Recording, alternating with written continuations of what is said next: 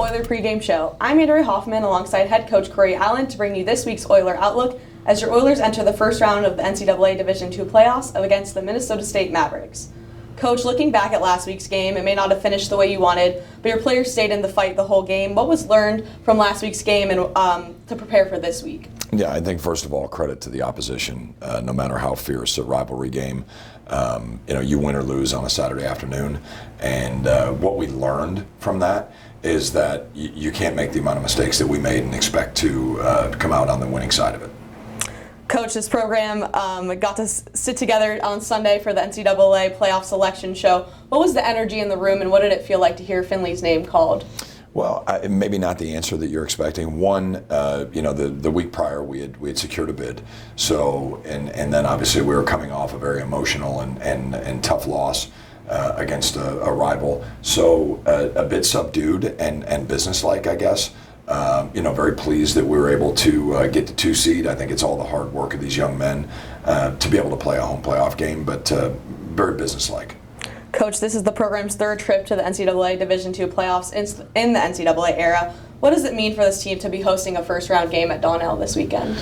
Well, I mean, I don't think you can necessarily put it into words. I think that, over 25 plus years of playing Division II football since we started our NCAA era, and for this Saturday to be the very first time that we've played at home is special. It's a right that these guys have earned with their good work on the field and in the off season. So we're looking forward to the opportunity.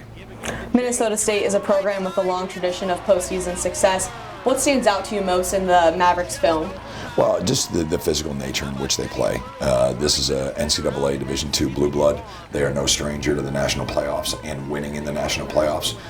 They have an outstanding program. It's a very, very good conference. That it seems as if everybody in that league plays a very physical style of football, and that's what we expect them to bring into Donnell. The offense is averaging 35 points a game and more than 220 rushing yards. What makes their run game such a challenge to prepare for?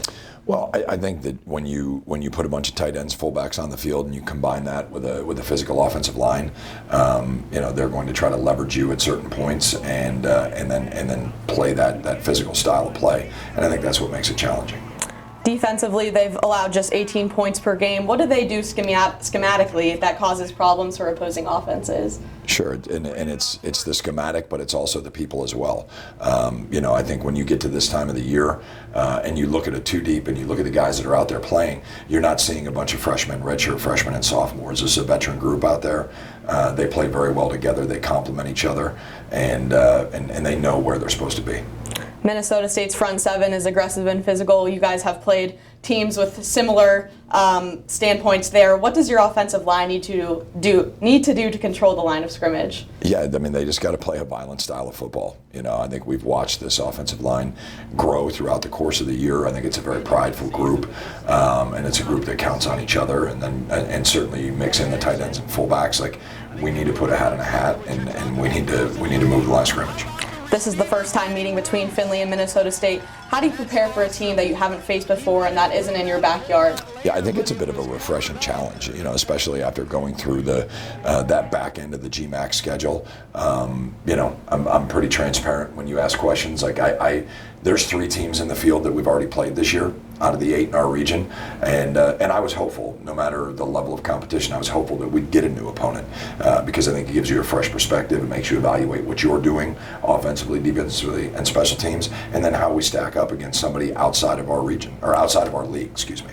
You've talked all year about complementary football. What does that need to look like in a playoff environment? Well, I think that we know who we are, right? I mean, we're a team that if we are playing good Findlay Oiler football, we're going to take the game into the fourth quarter and have an opportunity to win. And so, if you're going to do that, then you need to limit the mistakes, and that's what we've been working on this week in practice. How has your team embraced the preparation and intensity required for postseason football this week? Yeah, I think they've done a good job. I mean, the schedule has been different. We didn't get their film until after the selection show on Sunday night, and then you go into the idea of breaking it down from a coaching staff perspective. We made adjustments in the practice schedule throughout the week. We've lightened up some of the workload. Maybe done a few more walkthroughs than we normally would. But I think you need to do that at this time of the year. It's not so much about the physical. We know what our guys are going to do physically. It's about the mental and processing a game plan. We've talked heavily about your coaches and players this season, but talk about how important to your team's success the people who contribute to this program, and a little bit of more behind-the-scenes roles like your athletic trainers, strength and conditioning staff, doctors. Sure. Yeah, I mean that could make this the longest segment that we've ever done. There's so many people. It's every professor in a class that they sit in. It's the Oilers Success Center.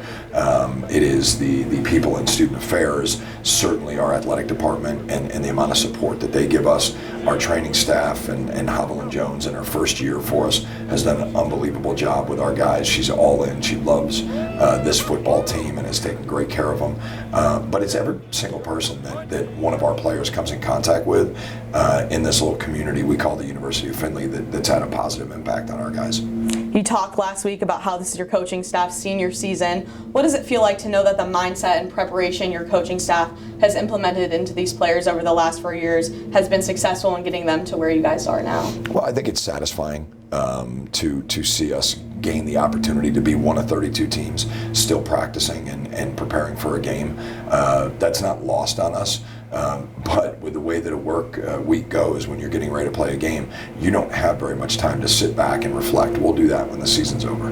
Lastly, Coach, this is the Findlay's first NCAA playoff home game. What kind of environment are you hoping for the crowd at Donnell Stadium? Well, I'm looking forward to orange and black covering up the blue and gold in the stands. Thanks, Coach, and go Oilers. Go Oilers.